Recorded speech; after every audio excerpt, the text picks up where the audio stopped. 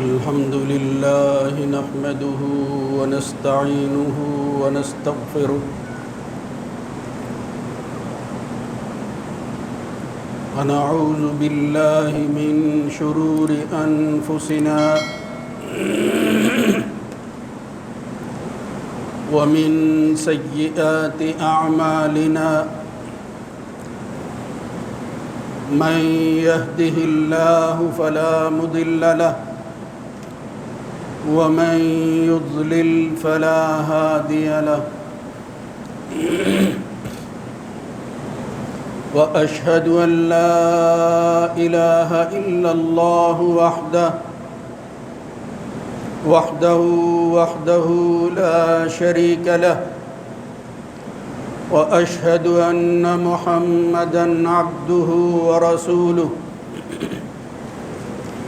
اللهم صل على محمد وعلى آل محمد كما صليت على إبراهيم وعلى آل إبراهيم إنك حميد مجيد اللهم بارك على محمد وعلى آل محمد كما باركت على إبراهيم وعلى آل إبراهيم في العالمين إنك حميد مجيد أما بعد فإن خير الحديث كتاب الله وخير الهدى هدى محمد صلى الله عليه وآله وسلم وشر الأمور محدثاتها وكل محدثة بدعة وكل بدعة ضلالة وكل ضلالة في النار رب أعوذ بك من همزات الشياطين من همزه ونفخه ونفثه يا أيها الذين آمنوا اتقوا الله حق تقاته ولا تموتن إلا وأنتم مسلمون يا أيها الناس اتقوا ربكم الذي خلقكم من نفس واحدة وخلق منها زوجها وبث منهما رجالا كثيرا ونساء واتقوا الله الذي تساءلون به والأرحام إن الله كان عليكم رقيبا يا أيها الذين آمنوا اتقوا الله وقولوا قولا سديدا يصلح لكم أعمالكم ويغفر لكم ذنوبكم ومن يطع الله ورسوله فقد فاز فوزا عظيما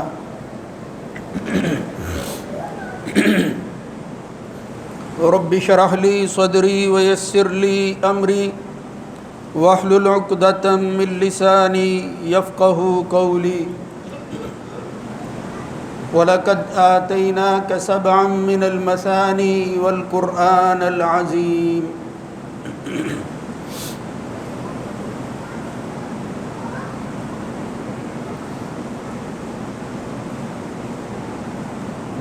اور بلا شبہ ہم نے آپ کو 7 دہرائی جانے والی چیزیں اور بڑا عظیم قرآن عطا کیا ہے۔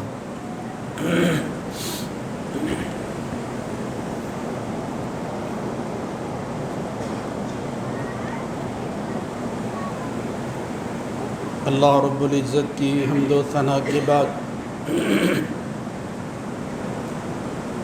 درود و سلام سید الرسل سید ولد آدم خاتم النبیین جناب محمد الرسول اللہ صلی اللہ علیہ وآلہ وسلم کی ذات گرامی پر۔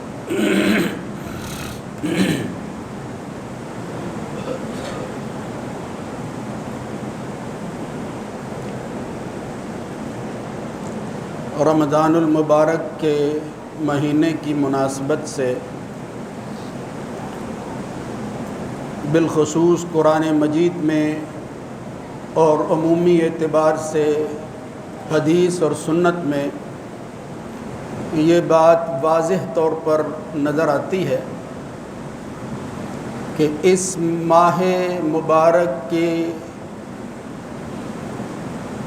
اوصاف میں سے، خوبیوں میں سے، اس کی سیادت میں سے ایک بڑی چیز یہ ہے کہ اس ماہ مبارک میں اللہ کی آخری کتاب محمد الرسول اللہ صلی اللہ علیہ وآلہ وسلم کے قلب اطہر پر اتاری گئی اور نازل ہوئی۔ القرآن ہوا کلام اللہ تعالی، اللہ کا کلام جو ہے وہ قرآن کہلاتا ہے، یعنی اللہ کی بات۔ پھر اس کے بعد التعبد بتلاوتہ، اللہ کا وہ کلام جس کی تلاوت اس کی بندگی کرتے ہوئے انسان کرتے ہیں، اور اس کا آغاز سورہ فاتحہ سے ہوتا ہے اور اس کا اختتام سورہ ناس پر ہوتا ہے، اور اس کا نزول ایک ایسے تواتر کے ساتھ ثابت ہے، اور اس کا ایک جگہ سے یا ایک مقام اور ایک طبقے سے دوسرے طبقے تک پہنچنا وہ اتنا یقینی ہے کہ اس میں شک کی گنجائش نہیں۔ یہ تعریف کرتے ہیں قرآن مجید فرقان حمید کی، اور اسی سے ملتے جلتے الفاظ مختلف اہل علم بیان کرتے ہیں۔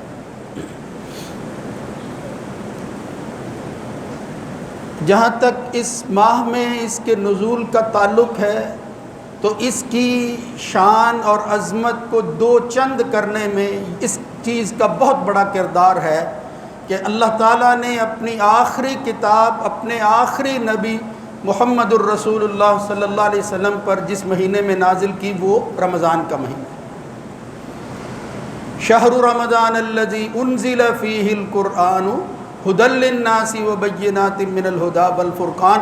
اللہ نے رمضان کا تعارف ہی اس طرح کروایا ہے کہ رمضان کا مہینہ وہ ہے کہ جس میں قرآن نازل کیا گیا۔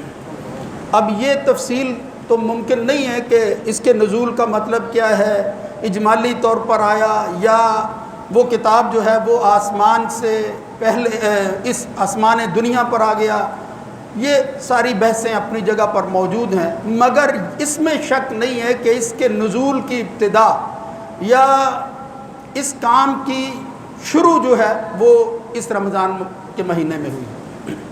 اس اعتبار سے کہتے ہیں کہ اس کا نزول ہوا، تو اس نزول کے اعتبار سے یہ مہینہ نہ صرف قرآن مجید کی نسبت سے بلکہ بعض احادیث سے تو معلوم ہوتا ہے کہ اللہ کے باقی آسمانی کتابیں جو اس نے محمد الرسول اللہ صلی اللہ علیہ وسلم سے پہلے انبیاء پر نازل کی ہیں وہ بھی رمضان کے مہینے میں نازل، لیکن ہمیں اس وقت جو بات کرنی ہے وہ اللہ کی اس آخری کتاب اس قرآن مجید فرقان حمید کے بارے میں ہے کہ جس کے اوصاف کے حوالہ سے ہی بات کی جائے تو وہ بڑی طویل ہو سکتی ہے۔ یعنی اللہ نے اپنی اس کتاب کو نازل کیا اور پھر اس کے مقاصد بیان کیے، اس کے تقاضوں کی طرف لوگوں کو جو ہے وہ متوجہ کیا ہے، اس کے حقوق کا جو ہے وہ تذکرہ کئی الفاظ سے کیا ہے، اور متوجہ کر کے مطالبہ کیا ہے کہ یہ قرآن مجید جو اللہ کا کلام ہے اس سے تمہارا تعلق کیسا ہونا چاہیے۔ یہ ساری چیزیں شاید اشارے میں تو کہی جا سکتی ہیں، لیکن میں جو چیز خاص طور پر بیان کروں گا، میں چاہتا ہوں کہ آج کا مسلمان اسی پر فوکس کرے، اسی کی ہی ضرورت ہے، اور وہ جو اس کے مخالف پروپیگنڈا کیا جاتا ہے اس کا رد ہو سکے۔ اللہ کی یہ کتاب جو ابھی میں نے آیت پڑھی ہے، اسی کے اندر اس ایک آیت کے اندر اس کے مقام اور مرتبے کو واضح کر دیا گیا ہے۔ وَلَقَدْ آتَيْنَاكَ سَبْعًا مِّنَ الْمَثَانِِ وَالْقُرْآنَ الْعَظِيمِ، یعنی یہ قرآن جو ہے اس کی عظمت کے لیے یہی بات کافی ہے کہ اس کو خود اللہ تعالیٰ جو ہے وہ العظیم کہہ رہا، یعنی اس کی عظمت خود اللہ بیان کر رہا ہے۔ والقرآن العظیم ہے. اور پھر ایک جگہ تو آتا ہے وَإِنَّهُ فِي أُمِّ الْكِتَابِ لَدَيْنَا لَعَلِيٌّ حَكِيمٌ. یہ ام الکتاب کے اندر ہمارے پاس جو چیز موجود ہے، یعنی اس میں اگر آپ غور کریں تو دیکھیں کس طرح الفاظ کا انتخاب کر کے اللہ تعالیٰ نے لوگوں کو اس کی حقیقت جو ہے وہ بتائی ہے، تاکہ اس کی اہمیت اور اس کی عظمت جو ہے وہ بلند ہو سکے. فرمایا فی ام الکتاب لدینا لعلی حکیم. یہ قرآن مجید علی ہے، بلند تر ہے ان تمام چیزوں سے جو اس کے مخالف اس کے لیے گھڑتے ہیں. اس پر کوئی اثر نہیں ہوتا. اپنے مضامین کے اعتبار سے، اپنی حکمتوں کے حوالے سے جو چیز یہ قرآن بیان کر دیتا ہے، پھر اس کے بعد کسی دوسری چیز کی گنجائش نہیں رہتی. علی ہے، لعلی حکیم. تو کہتے ہیں کہ اللہ کے ہاں ام الکتاب کے اندر اصل کتاب جو ہے وہ کہاں تھی؟ تو اس کے کئی معنی بیان کرتے ہیں. کہتے ہیں اصل کتاب اللہ تعالیٰ نے لوح محفوظ ایک جگہ بنا رکھی ہے جہاں اصل کتاب موجود ہے، یعنی کلام کا یا اس اللہ کی کتاب کی حقیقت اور اصل، یعنی جہاں یہ چیز موجود ہے یا جہاں سے یہ نازل ہوئی ہے وہ ام الکتاب کہلاتی ہے، یعنی اصل کتاب. ام کا لفظ بیان کیا ہے. اور پھر ایک معنی اس کا یہ کرتے ہیں کہ بھئی وہ تو اللہ تعالیٰ کے انتظامات کی ایک شکل ہے، ورنہ اللہ کا کلام خود اللہ تعالیٰ کی ذات کا اور اس کی صفات کا حصہ ہے. اس لیے اصل کتاب اور ام الکتاب سے مراد خود اللہ تعالیٰ کی ذات ہے. وَإِنَّهُ فِي أُمِّ الْكِتَابِ، ام الکتاب کے اندر یعنی اللہ کے ہاں. اور پھر خاص طور پر آگے کہا اللہ نے لدینا، ہمارے پاس، یعنی ہم جہاں ہیں، جہاں خدا ہے، وہاں ایک ام الکتاب کے اندر دو خوبیوں والی بے شمار خوبیاں ہیں، لیکن یہاں جو بات بیان کی ہے وہ کتاب موجود ہے، اور وہ کیا ہے؟ لعلی حکیم. اس لیے دوسری جگہ فرمایا لا یأتیہ الباطل من بین یدیہ. اس میں تو شک کی گنجائش ہی نہیں ہے. اللہ نے اس کی حفاظت کے یہ انتظامات کیے ہیں.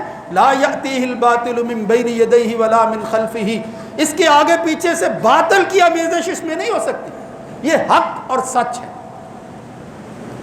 تنزیل من حکیم حمید، اس لیے کہ اس کا نزول حکیم حمید کی طرف. اور پھر اس کی خوبیوں میں سے ایک یہ ہے کہ اللہ کا کلام اور جس واسطے سے یہ اس مخلوق تک پہنچا ہے وہ فرشتوں کا سردار ہے. نزل بہ الروح الامین. روح الامین یہ لقب ہے حضرت جبریل کا. نزل بہ الروح الامین علی قلبک. اور کہاں نازل ہوا ہے؟ کون سی وہ جگہ ہے کہ جس کا انتخاب کیا ہے کہ اللہ اپنے آخری کلام کو سید الملائکہ کے ذریعے کہاں نازل کرے؟ علی قلبک، قلب محمد صلی اللہ علیہ وسلم. لتکون من المنذرین بلسان عربی مبین وانہ لفی زبر الاولین. اس کے تذکرے تو پہلے سے آ رہے تھے کہ ایک کتاب، ایک آخری کلام، ایک ایسی بات کہ جس کے بعد پھر ختم ہو جائے گی اللہ رب العزت کی وہ اتاری ہوئی کتابوں کی ترتیب، اور پھر اس پر اکتفا کیا جائے گا. کیوں؟ وَمُحَيْمِنًا عَلَيْهِ فَاحْكُمْ بَيْنَهُمْ بِمَا أَنزَلَ اللَّهُ. جتنی پہلی کتابیں ہیں ان میں مہیمن بن کر، نگران بن کر، ثالث بن کر، آخری اتھارٹی بن کر جو کتاب نازل ہوگی وہ اللہ کا کلام قرآن مجید اور فرقان حمید. اور پھر اس کے بعد کسی جگہ فرمایا کتاب انزلناہ مبارک مصدق الذی بین یدیہ ولتنذر ام القری. کتاب انزلناہ الیک مبارک لیدبروا آیاتہ ولیتذکر اولو الالباب. بے شمار آیتیں ہیں قرآن مجید کی جو اس کی خوبیوں کو بیان کرتی ہیں. یہ مبارک کتاب ہے. سبحان اللہ. یعنی اس کی برکتوں کا یہ حال ہے کہ اگر کوئی اس سے استفادہ کرنا چاہے تو پھر اس کے نزول کے بعد اس سے فائدہ اٹھانے والے بندوں کو کسی دوسری چیز کی حاجت اور ضرورت نہیں رہتی.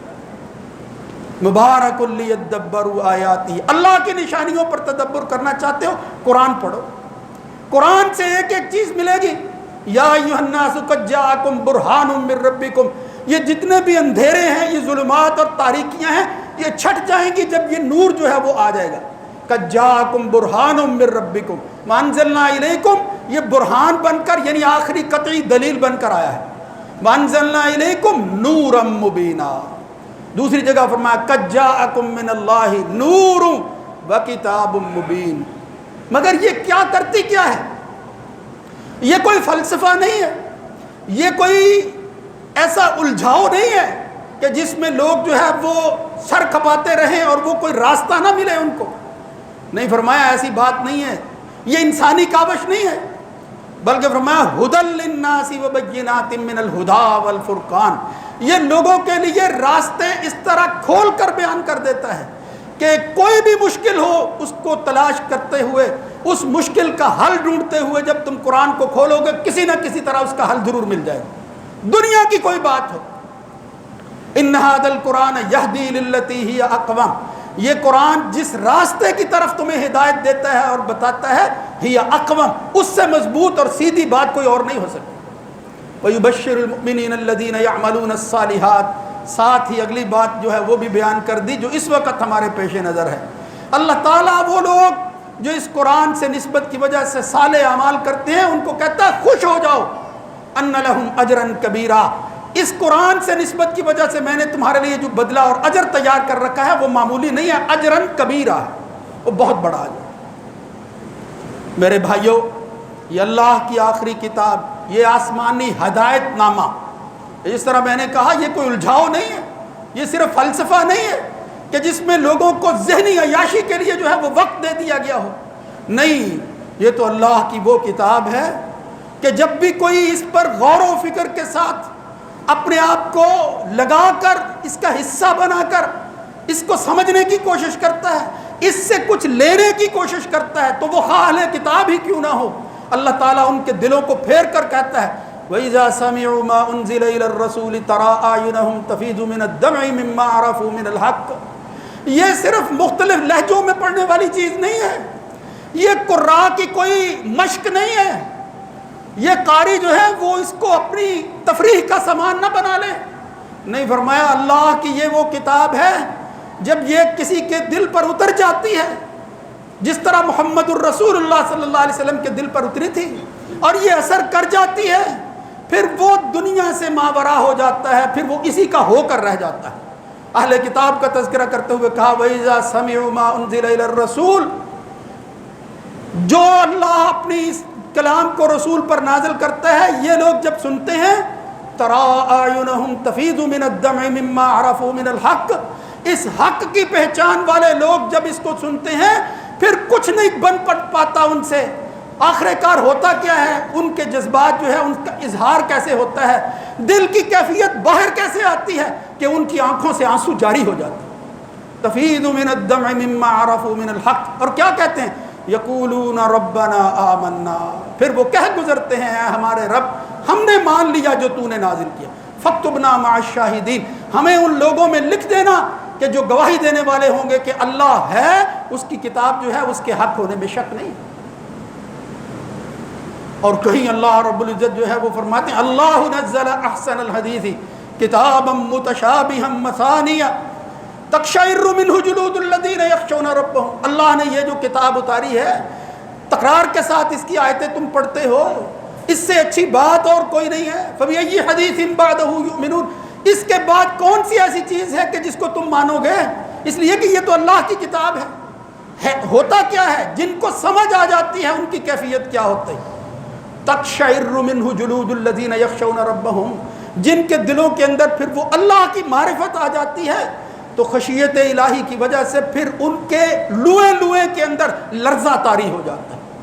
تقشعر منہ جلود الذین یخشون ربہم ثم تلین جلودہم. پھر آخر کار اس کے نتیجے کے اندر وہ اس کا حصہ بن جاتے ہیں اور اس قدر انقیاد اور اطاعت اور فرما برداری میں جھک جاتے ہیں. ثم تلین جلودہم وقلوبہم الی ذکر اللہ. پھر وہ اللہ کی یاد کو ہمیشہ تازہ رکھنا اپنی زندگی کا سب سے بڑا مقصد سمجھتے ہیں، حرص جان بنا لیتے ہیں. ان کو بے چینی ہوتی ہے اس مچھلی کی طرح جو پانی سے باہر آ جاتی ہے، جو قرآن مجید سے جو ہے وہ لا تعلق ہوتی ہے. اس لیے وہ اپنے آپ کو زندہ رکھنے کے لیے، اللہ کی یاد کو تازہ کرنے کے لیے اس قرآن سے وابستہ رہتے ہیں. آج پروپیگنڈا کیا جاتا ہے، آج کا یہ میڈیا کا دور، یہ ایک فتنہ جس کا تذکرہ کرنا آپ عجیب سا لگتا ہے. کیا کیا جائے؟ سطحیت اس حد تک پہنچ چکی ہے کہ یہاں لوگ بیٹھ کر یہ فتویٰ دینا شروع کرتے ہیں کہ قرآن مجید کو پڑھنے کی ضرورت نہیں ہے، اس سے کیا حاصل ہوگا؟ یہ تو اس قرآن کے ساتھ جو ہے وہ زیادتی ہے، آپ سمجھتے ہی نہیں ہیں، قرآن ویسے ہی پڑھے جا رہے ہیں۔ اللہ کی کلام کی یہی تو خوبی ہے کہ اس کے ساتھ جو بندہ جس طرح کا بھی تعلق رکھتا ہے وہ خسارے میں نہیں رہتا، اس کو نقصان نہیں ہوتا، اس کو بھلائی اور خیر ہی ملتی ہے۔ اس لیے یہ کہنا کہ اس قرآن کو صرف پڑھنے کی ضرورت نہیں ہے، اللہ نے تو یہ کہا پہلا مرحلہ ہی یہ ہے۔ میرا پیغمبر جس کے دل پر یہ قرآن نازل ہوا وہ کرتا کیا ہے؟ لَقَدْ مَنَّ اللَّهُ عَلَى الْمُؤْمِنِينَ إِذْ بَعَثَ فِيهِمْ رَسُولًا مِّنْ أَنفُسِهِمْ يَتْلُو عَلَيْهِمْ آيَاتِهِ وہ ان قرآن کی آیتوں کو تلاوت ہی تو کرتا ہے۔ اس لیے اہل ایمان اتل ما اوحی الیک من الکتاب واقم الصلاۃ، اللہ کی اس کتاب کی تلاوت کرو، پڑھو اس کو، اس سے جو ہے وہ اپنے آپ کو الگ نہ کرو، اپنے گھروں کو ویران نہ کر لو اس کی تلاوت کے بغیر۔ آج یہ بڑے افسوس سے کہنا پڑتا ہے کہ ہمارے گھر جو ہے وہ بے آباد کیوں ہیں، ان میں ویرانی کیوں جھلکتی ہے، ان کے اندر جو ہے وہ پھر اس طرح کے معاملات کیوں ہو جاتے ہیں کہ جس کی خاطر ہمیں کوئی شفا کے لیے جو ہے وہ لوگ ڈھونڈنا پڑتے ہیں۔ یعنی ہم جو ہے وہ اپنے گھروں کے اندر جو خرابیاں اور فساد رونما ہو جاتے ہیں اس کے حل کے لیے پھر کیا کریں، کوئی اور حل دکھائی نہیں دیتا، پھر ہم باہر جاتے ہیں۔ اللہ کی یہ کتاب جو ہے شفاء لما فی الصدور وہدی ورحمۃ للمؤمنین، بس اسی کے ہو کر رہ جاؤ، اس کے ساتھ جو ہے وہ تعلق ایسا پیدا کر لو کہ جس کی وجہ سے اس کی کتاب جو ہے، اس کی تلاوت جو ہے اس کا حق ادا کرنے والے ہو جاؤ۔ الذین آتیناہم الکتاب یتلونہ حق تلاوتہ، یعنی اس کو ماننے والے کون لوگ ہوتے ہیں؟ جو اس کی تلاوت کا حق ادا کرتے ہیں۔ الذین یتلون کتاب اللہ اور یتلونہ حق تلاوتہ اولئک یؤمنون بہ، یعنی جو اس کی تلاوت کا حق ادا کرتے ہیں وہی تو اس پر ایمان لاتے ہیں۔ ومن یکفر بہ، جو یاد رکھو اس کی تلاوت نہیں کرتا، اس کے ساتھ تعلق قائم نہیں کرتا، ومن یکفر بہ فاولئک هم الخاسرون، تو وہ کافر، وہ نافرمان، وہ اس سے بغاوت کرنے والا کبھی کامیاب نہیں ہوگا، خسارے میں ہی رہے گا۔ فاولئک هم الخاسرون، خود محمد الرسول اللہ صلی اللہ علیہ وسلم، ان الذین یتلون کتاب اللہ واقاموا الصلاۃ وانفقوا مما رزقناہم، کئی ایسی آیتیں ہیں کہ جو لوگ جو ہے وہ قرآن کی تلاوت کرتے ہیں اللہ تعالیٰ نے ان کے لیے کیا رکھا ہے۔ اور خود محمد الرسول اللہ صلی اللہ علیہ وسلم جو ہے وہ کیسے تلاوت کرتے ہیں، وہ تلاوت کرتے تھے اور پھر اس کا اہتمام کرتے تھے، اور کئی دفعہ تو اپنے صحابہ سے مطالبہ کرتے کہ اے ابی تو قرآن پڑھ کر مجھے سنا، اے عبداللہ بن مسعود میں تجھے قرآن جو ہے وہ سناتا ہوں۔ یعنی ابی بن کعب سے کہا میں تیرے سامنے تلاوت کرتا ہوں تو پڑھ، اس لیے کہ اللہ نے تیرا نام لے کر کہا ہے کہ ابی کو قرآن محمد سنائے صلی اللہ علیہ وسلم۔ کیا خوش نصیب لوگ تھے جس شخص کے دل پر یہ قرآن نازل ہوا وہ دوسروں کو قرآن سنا رہا ہے، تلاوت کر رہا ہے۔ لیکن ہوتا کیا تھا، وہی عبداللہ بن مسعود کی حدیث ہے، وہ کہتے ہیں رسول اللہ صلی اللہ علیہ وسلم نے جو ہے وہ پڑھنا میں نے شروع کیا، آپ سن رہے تھے، کئی پارے پڑھ دیے، سورہ نساء میں پہنچے اور اس آیت پر پہنچے فَكَيْفَ إِذَا جِئْنَا مِنْ كُلِّ أُمَّةٍ بِشَهِيدٍ، اے نبی ذرا غور کرو، اس وقت کو اپنے دل میں، اپنے خیال اور تصور میں لاؤ، کیا ماحول ہوگا۔ اذا جئنا من كل امت بشہید، ہر امت کا ایک گواہ کھڑا کریں گے ہم، وجئنا بک علی ہؤلاء شہیدا، اس ساری امت پر جس کو گواہ بنا کر ہم کھڑا کریں گے اے محمد ان میں تو ہوگا۔ وجئنا بک علی ہؤلاء شہیدا، ان سب پر، صرف اسی امت پر نہیں باقی امتوں پر بھی، جس کو سب سے بڑا شہید اور گواہ بنا کر اللہ کھڑا کرے گا اس کا نام نامی اس میں گرامی محمد الرسول اللہ صلی اللہ علیہ وسلم۔ وہ صحابی کہتے ہیں حضور نے جب یہ آیت پڑھی بس یہی آیت پڑھتے گئے اور پھر کہنے لگے کہ بس کرو اس پر۔ وہ کہتے ہیں فرفعت رأسی، میں نے اپنا سر اٹھا کر دیکھا، صحابی کہتے ہیں کہ محمد الرسول اللہ صلی اللہ علیہ وسلم جو ہے وہ تلاوت سنتے ہوئے تسیل دموعہ، اس ذمہ داری کی وجہ سے حضور کی آنکھوں سے آنسو جاری تھے، رو رہے تھے اللہ کے رسول صلی اللہ علیہ وسلم، اتنی بڑی ذمہ داری میرے اوپر ڈال دی گئی ہے۔ یہ قرآن ہے جو انسان کو یہ سوچ پیدا کرتا ہے، اس ذمہ داری کا احساس پیدا کرتا ہے۔ میرے بھائیوں، اگر وہ محمد الرسول اللہ صلی اللہ علیہ وسلم کے دل میں آتا ہے تو اللہ نے اس امت کو بھی شہادت کے لیے جو ہے وہ پیدا کیا ہے. وَكَذَلِكَ جَعَلْنَاكُمْ أُمَّةً وَسَطًا لِتَكُونُوا شُهَدَاءَ عَلَى النَّاسِ. تم نے بھی اپنے نبی کے ساتھ مل کر لوگوں کی جو ہے وہ شہادت دینی ہے. تم نے کبھی اس ذمہ داری کو محسوس کیا ہے؟ کبھی خیال آیا ہے قرآن کے حوالے سے؟ نہیں، اس قرآن سے ہمارا تعلق نہیں ہے. اس رمضان کے مہینے میں بھی ایسے دن جو ہے وہ گزر رہے ہیں، خدا نہ خواستہ ہم اس طرح اتنے الجھے ہوئے ہیں دنیا کے معاملات کے اندر کہ ہمارے پاس نماز کے بعد صرف ایک صفحہ پڑھنے کا وقت نہیں ہوتا. اب میرے بھائیوں، قرآن، بہت سے میرے بھائی ایسے ہیں جن کو قرآن مجید جو ہے وہ کہیں پڑھا ہوگا، کبھی پڑھا ہوگا، کسی سے جو ہے وہ شاید بچپن کے اندر کچھ سنا اور کچھ سنایا ہوگا، اس کے بعد وہ شرم محسوس کرتے ہیں کہ ہمیں تو آتا ہی نہیں. لیکن اگر زندگی اسی طرح گزر گئی اور تمہیں قرآن سے کوئی تعلق ہی نہ رہا تو پھر تم کیا کرو گے؟ تمہارا حال کیا ہوگا اور کن لوگوں کے ساتھ شامل ہوگے آخر؟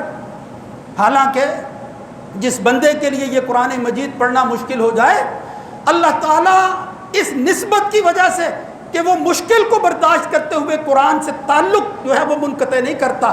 اللہ کے رسول صلی اللہ علیہ وسلم میں الماہر بالقرآن مع السفرۃ الکرام البررہ والذی یقرأ القرآن وهو یتتعتع علیہ وهو شاق علیہ لہ اجران. یہ ماہر القرآن، یہ قرآن مجید کو مہارت سے پڑھنے والے، ذوق سے پڑھنے والے، اس کی خوبیوں اور اس کا حق ادا کرنے والے، وہ تو ہے ہی، وہ تو ان معزز فرشتوں کے ساتھ ہوں گے. لیکن وہ جو اس قرآن سے تعلق رکھتے ہیں اس طرح کی مہارت نہیں رکھتے. مایوس ہونے کی ضرورت نہیں ہے. اللہ کے رسول نے کہا مشکل کے ساتھ قرآن سے نسبت اور تعلق کو قائم رکھتے ہیں، خاص زبان سے الفاظ نہ بھی ادا ہوتے ہوں.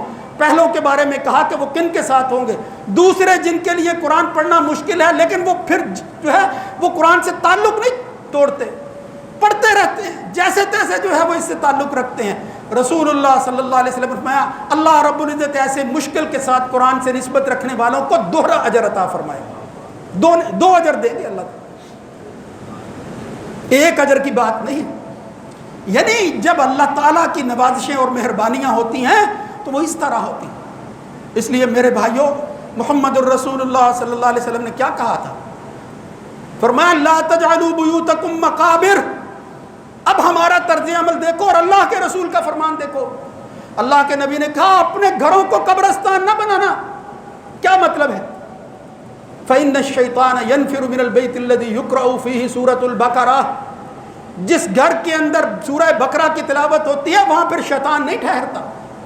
یہ شیطان نے ڈیرے ڈالے ہوئے ہیں تمہارے گھروں کے اندر، اور تم کیا کرتے ہو؟ اس قرآن کو قبرستان میں پڑھتے ہو، گھروں میں نہیں پڑھتے. لا تجعلوا بیوتکم مقابر. اور اپنے گھروں کو، آباد گھروں کو جہاں تمہاری اولاد، تمہاری نسل، تمہاری بیوی، تم خود رہتے ہو، وہ قبرستان بنا دیا ہے تم نے. تمہیں معلوم نہیں ہے قبرستان میں رہ رہے ہو. کون سی جگہ جہاں اللہ کے قرآن کی تلاوت نہ ہوتی. یہاں ہمارے بزرگ اپنے دن کا آغاز اللہ کے قرآن کی تلاوت سے گھروں میں کیا کرتے تھے. اب نہ بزرگ اٹھتے ہیں، نہ اگلی نسل ہی کو پتہ ہے کہ اس کتاب سے ہمارا تعلق کیا ہے. محمد الرسول اللہ صلی اللہ علیہ وسلم نے فرمایا تھا اقرأ الزہراوین. دو چمکتی ہوئی چیزوں کی تلاوت جو ہے وہ کرتے رہنا، اس کی قرات کرتے رہنا. البقرہ وآل عمران. وہ بقرہ ہے، آل عمران ہے. فإنہما تأتیان یوم القیامت شفیعا لأصحابہ. وہ قیامت کے دن سفارشی بن کر اس قرآن مجید اور ان صورتوں کو پڑھنے والے کے لیے سفارشی بن کر اللہ کے ہاں کھڑے ہو جائیں گے، اللہ کے میدان میں کھڑے ہو جائیں گے کہ یہ میرے ساتھ تعلق رکھنے والا بندہ، میں اس کی سفارش کرتا ہوں، اس کو میں اپنے ساتھ رکھوں گا، کہیں اور نہیں جانے دوں گا. کأنہما غمامتان. جس طرح کوئی بادل جو ہے وہ سایہ کرتے ہیں. او غیابتان. یہ سائبان جو ہے وہ انسان کو جو ہے وہ سایہ فراہم کرتے ہیں. او فرقان من طیر. یا جس طرح کوئی پرندے جو ہیں وہ صفے بنائے ہوئے اڑتے ہیں، اس طرح یہ صورتیں صفے بنائے ہوئے پرندوں کی طرح اس کے پڑھنے والے کے اوپر سایہ کیے ہوئے تھے. ثواب فتحاجان بینہما. یہ جھگڑیں گے اللہ کے ساتھ کہ یہ تو میرے پڑھنے والا بندہ ہے، یہ کہیں اور کیسے جا سکتا ہے، یہ قرآن مجید کو پڑھنے والا. اور پھر اسی پر اکتفا نہیں، صرف پڑھنے ہی کی بات نہیں ہے، اس کے دوسرے بھی حقوق ہیں. اس پر عمل کرنا ہے، اس کی تبلیغ کرنی ہے، لوگوں تک پہنچانا، یہ تو اگلے مراحل ہیں. لیکن وہاں آپ کب پہنچیں گے؟ جب اس کو پڑھیں گے، جب آپ کے دل پر یہ قرآن نازل ہوگا۔ ایمان اور اسلام نام ہی اس چیز کا ہے کہ تم اس کتاب کو یا ایھا الذین آمنو، اللہ ایمان والوں سے خطاب کر کے کہتا ہے آمنو باللہ ورسولہ، حالانکہ وہ پہلے ہی مومن ہیں، لیکن فرمایا ایمان کی تکمیل اور ایمان باقی اس وقت رہے گا جب تم اللہ کی کتاب کو مانو گے۔ آمنو باللہ ورسولہ والکتاب الذی نزل علی رسولہ والکتاب الذی انزل من قبل ومن یکفر باللہ وملائکتہ وکتبہ ورسلہ والیوم الآخر فقد ضل ضلالا بعیدا۔ اس سے بڑی گمراہی اور کوئی نہیں ہے کہ قرآن ہی کو پس پشت ڈال دیا۔ اللہ وقال الرسول یا رب ان قوم اتخذوا ھذا القرآن مہجورا، اللہ کے رسول جو ہے وہ منہ پھیر لیں گے اور پھر کیا کہیں گے کہ یا اللہ یہ بد نصیب تو وہ ہیں جنہوں نے قرآن سے جو ہے وہ لا تعلقی قائم کر لی تھی، میرا ان سے کیا تعلق ہو سکتا، کوئی واسطہ نہیں ہے اللہ کے رسول سے۔ ان قوم اتخذوا ھذا القرآن مہجورا۔ اب ہم کیا کرتے ہیں بھئی، قرآن مجید مصحف پڑھا ہوا ہے، اس کو جو ہے وہ پشت نہیں ہونی چاہیے، یعنی جسمانی پشت نہیں ہونی چاہیے، اگرچہ روحانی اعتبار سے ہم نے اس کو پس پشت ڈال دیا ہے، اس کو کسی اونچی جگہ پر جو ہے وہ رکھو، اس کا ادب اور تعظیم ہے، بس اس کو پڑھو نہیں، یہ اس سے کوئی نسبت نہیں ہے، کوئی تعلق نہیں ہے، یہ اس کا کوئی احترام نہیں ہے کہ جب آپ اپنی بچی کو کسی دوسرے کے گھر بھیجنا چاہتے ہیں، شادی ہوتی ہے تو اس کے سر کے اوپر سایہ کرتے ہیں، اوپر رکھتے ہیں قرآن مجید، اور وہ بھی جا کر جو ہے وہ کسی ایسی اونچی جگہ پر رکھتی ہے جہاں اس کا ہاتھ نہیں پہنچتا۔ یہ بد نصیبی ہے ہماری۔ اور قرآن مجید کس لیے دیتا ہوں؟ یہ رسم بن گئی۔ جب اللہ کی بندگی رسم بن جائے پھر یہی کچھ ہوتا ہے۔ باقی جس طرح کی خرابیاں ہمارے ہاں ہوتی ہیں اس میں سے ایک رسم یہ ادا کی جاتی ہے کہ قرآن مجید کو اکٹھا کر کے بچی کے سر پر جو ہے وہ سایہ کرو، اوپر رہے۔ یہ نہیں دیکھا کہ ساری زندگی جب وہ اتنی جوان ہو گئی اس کو بیاہ رہے ہو، اس کے دل میں کوئی ایک آیت ہے؟ محمد الرسول اللہ صلی اللہ علیہ وسلم فرمائے ان الذی لیس فی جوفہ شیء من البیت، اور تم کیا سمجھتے ہو جس پیٹ کے اندر جو ہے یہ قرآن کی آیتیں موجود نہ ہو، کل بیت الخرب، وہ تو اس ویران گھر کی طرح ہے کہ جس میں کوئی رہنے والا موجود نہ ہو۔ اس قرآن کو تم نے اپنے دل میں رکھنا ہے۔ لیس فی جوفہ شیء من البیت کل بیت الخرب، ویران ہو گیا ہے تمہارا گھر، تمہیں پتہ نہیں چل رہا۔ اس لیے میرے بھائیو، خدا را اس قرآن سے اپنا تعلق قائم کرو۔ کچھ نہیں ہے، ہمارے بزرگ وہ سادہ لوگ وہ مسئلے پوچھا کرتے تھے کہ مجھے قرآن پڑھنا نہیں آتا، کیا میں قرآن مجید کے حروف پر، اس کی آیتوں پر انگلی پھیرتا رہوں؟ ایسے بھی لوگ تھے، وہ کہتے تھے کہ میں بے بس ہوں، نہیں پڑھ سکتا۔ یہ تو کر سکتا ہوں، قرآن مجید کھولتے انگلیاں پھیرتے جاتے، عمر کے ایسے حصے میں پہنچ جاتے۔ لیکن میرے بھائیو، یہ کوئی مشکل نہیں ہے۔ یسرنا القرآن للذکر فہل من مدکر، اس کو تو اللہ نے آسان ہی بہت بنایا ہے، اس لیے کہ اگر یہ ہدایت نامہ آسان نہیں ہے، یہ الجھاؤ پیدا کرتا ہے، اس کے لیے مسائل جو ہے وہ کھڑے ہو جاتے ہیں، پھر یہ ہدایت کیا ہے؟ اس لیے اس قرآن سے اپنے آپ کو وابستہ کرو، اپنی ویرانیاں ختم کرو، اپنے مسائل کا حل ڈھونڈو اس قرآن مجید کے ذریعے، اپنی بیماریوں کی شفاعت جو ہے وہ تلاش کرو اس قرآن مجید کے ذریعے۔